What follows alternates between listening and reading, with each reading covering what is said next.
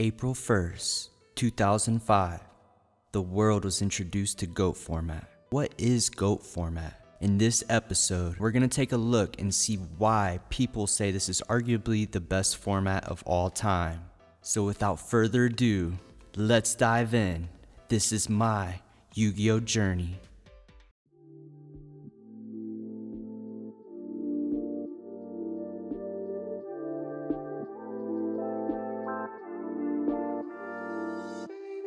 At the beginning of GOAT format, a myriad of decks were on the rise. A lot of new, unheard, unthought of strategies were coming to light. But first, let's talk about the most prominent deck, GOAT Control. GOAT Control ran a variety of just really good cards such as Blackluster Soldier, DD Warrior Lady, which was now at 1, 2 to 3 Scapegoats, and the list goes on. And a lot of people were playing either GOAT Control or they were integrating a similar deck to GOAT Control called Chaos Control. 2004 was the release of Chaos Emperor Dragon and Blackluster Soldier, Envoy of the Beginning. There was an emergency ban list putting Chaos Emperor Dragon and Blackluster Soldier to 1 immediately. This was 2004, a year before GOAT format.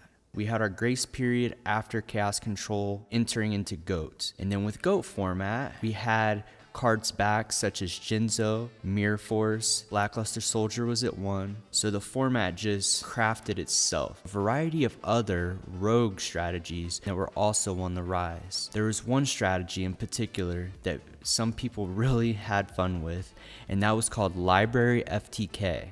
There was a variety of other good strategies as well. Some of the more competitive ones were of the likes of Zombie Control, Anti-Meta Warrior, Reasoning Gate combo. And then some of the weaker strategies, but are very powerful if you're not prepared for them, is Burn, Chaos Recruiter, Empty Jar, and Flip Control. I'm not going to dive too in depth with these. So with that being said, I hope you all kind of have a decent understanding of how GOAT format was. So without further ado, I'm about to take you guys to locals. We're actually having a GOAT tournament tonight. So this would be a nice blast from the past for me and definitely for you.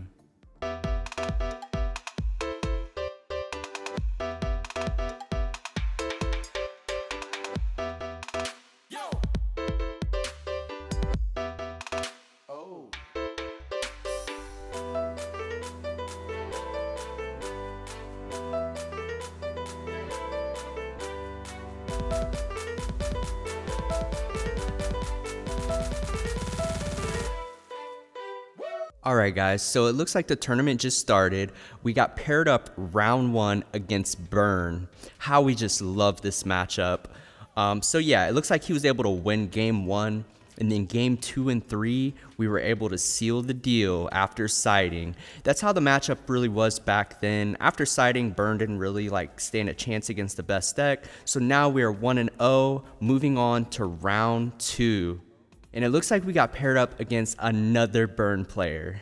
And it's almost like a replica of the last match. He beat me game 1, and then game 2 and 3, I was able to seal the deal. And it looks like round 3, we are currently 2-0 in this GOAT format. We get paired up against Chaos Control.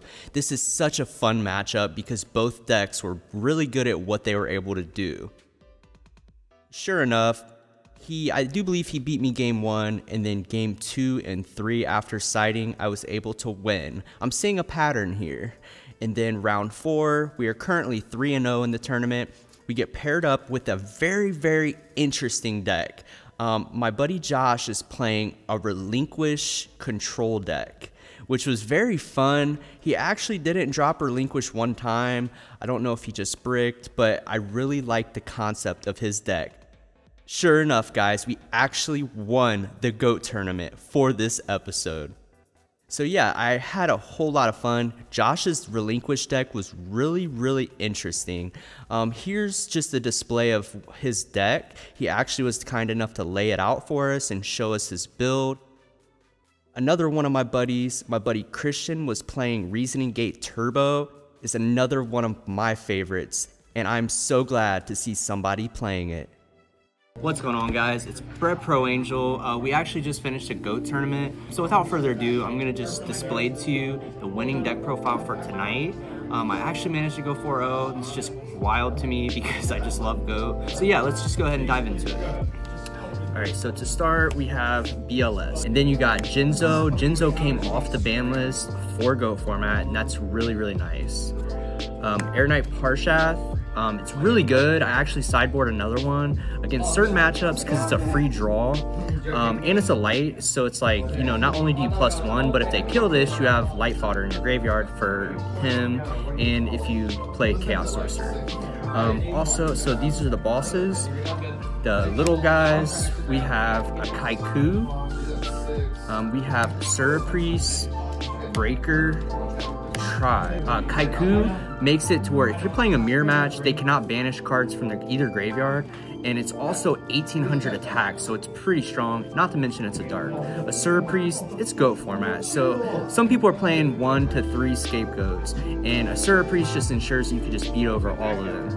And then we got Breaker. This card is one of the most broken cards of the format. You basically can just force your opponent to just activate something they might be holding for like a while. Tribe just outs anything plus 4 goats. And if you have Serpent in hand, it's even better. And then we have DD Warrior Lady. She can just out a Jinzo. She can out pretty much anything. If you set her, it's like, tough luck, guy.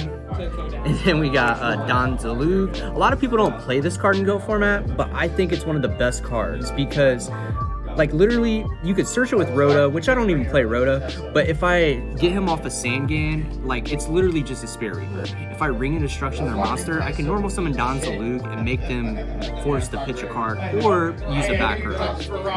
And then we have the good babe, Tsukiyomi. If you guys didn't know, this is my girlfriend. Don't even freaking look at her. She basically can just flip Thousand Eyes Restrict and yeah, just go burr.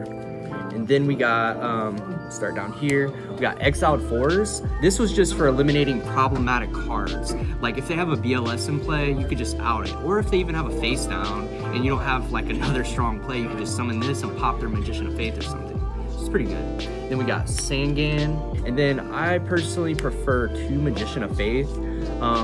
She basically enables you to do the Trinity over and over and over.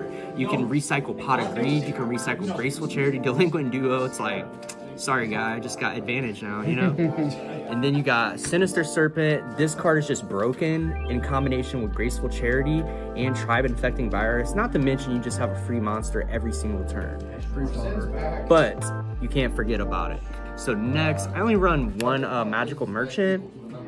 Basically, it's just a really good card for fetching your spells and traps. And then we have 1 Night Assailant. If you have Graceful Charity and you pitch Night Assailant and Magician of Faith, you can just recycle your Magician of Faith because it's effect. It's really good. All right, and then we got the spell cards. We're gonna go double Scapegoat.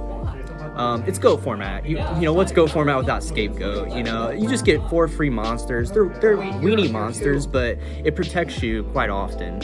And then we got 2 Noblemen of Crossout. Knock is just such a good card, especially because it's a very set-heavy format. We also have the last 2 of Spell card, and that is 2 Metamorphoses. This card, intertwined with Scapegoat, you can literally just go into Thousand Eyes Restrict very easy, or you could just use like Brain Control or Air Knight, and then you could just go into like, you know, a level 5 fusion. It's just so good to have. You gotta have it. And then we also run 1 original Premature Burial. That card's pretty self-explanatory. Don't really need to go into too much detail. As well as Pot of Greed. What did that card do? This card was the worst card in the whole tournament today. No, I'm just kidding. Pot of Greed. I'm working on getting an ultimate rare of this because it's just so beautiful. But no, basically Pot of Greed is just a free draw.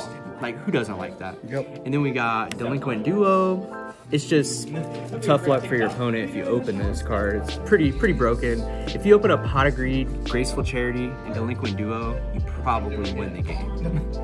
Should. Then we got Graceful Charity. Speak of the devil. This card, it's easy. You just draw 3, discard 2. Discard Night Assailant, Magician of Faith, recycle Magician, or you could just pitch Serpent.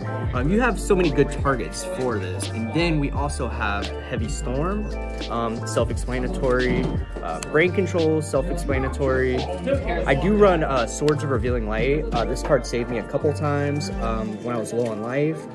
Swords of Revealing Light is just really good for just stalling until, because you're going to eventually draw into like a power card, whether it be Graceful Charity, Heavy Storm, Metamorphosis. It just buys you some time that you might need. And then we also have Mystical Space Typhoon. This card is really important just for the set, you know, in phase, you want to like pop the back row. It was a very back row heavy format, so yeah, it's very necessary to have. It went to 1 for a reason around this time. So and then we also got Snatch Steal. Pretty broken MST, you know, chain to Snatch Steal can just, you know, stop something very problematic. And then we also have Econ and Book of Moon. And then I don't run many traps. A lot of people, it's kind of a trap heavy format, intertwined with like Book of Moon and stuff like that. But I really only run 5 traps. I run the 1 Mirror Force, Call the Haunted, Dust Shoot, Torrent, and Ring of Destruction. I'm not gonna go too much in depth with the extra deck because you can run like 100 cards in your extra deck at the time. The most important cards in the extra deck are most definitely Thousand Eyes Restrict. Thousand Eyes is very important. Dark Vaulter is very important. So is Reaper on the Nightmare. So is Ryusenshi. So these cards are just, you know, a couple that you need to really look out for.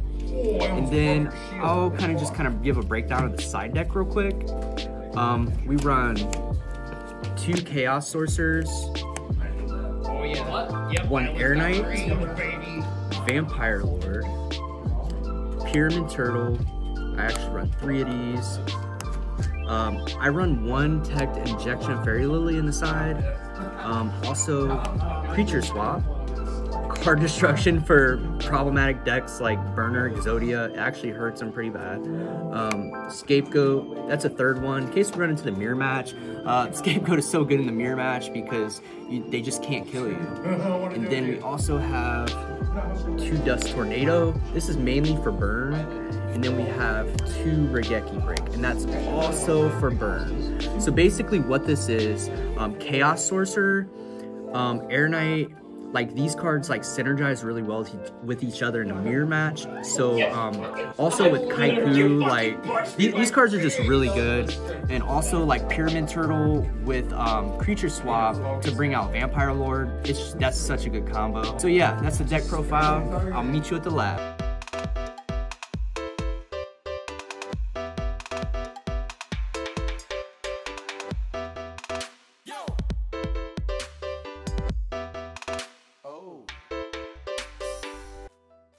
Alright guys, so we're finally home. We made it back to the lab, and I still just can't believe that we went 4-0 tonight.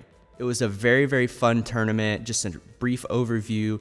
We played 4 rounds. The first 2 rounds we played against Burn, and then we played against Chaos Control round 3, and then round 4 we played against Relinquish Control. It was a very fun tournament. I haven't played in a GOAT tournament in a long time, and I'm looking forward to having another one.